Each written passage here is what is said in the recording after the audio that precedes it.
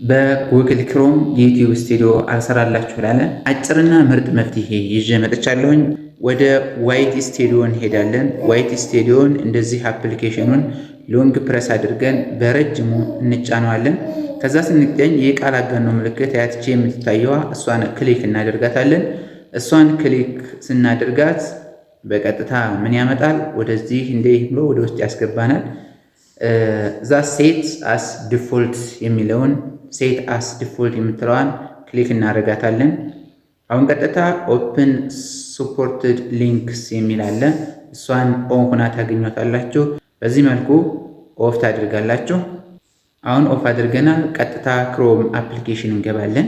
ወደ ክሮም አፕሊኬሽን ክሊክ ስናደርገው በዚህ መልኩ ይመጣል ማለት ነው። ከዛ ሰርች ባሩ ላይ www.youtube.com እሱን አንዴ ክሊክ እናደርጋለን።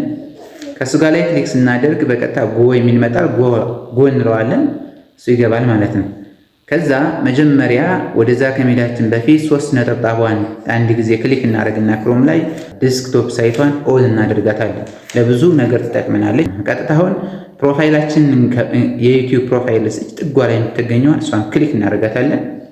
አሁን እሷን ክሊክ ስናደርግ በዚህ መልኩ ይመጣል። ቀጣይ አሁን ምን አለ?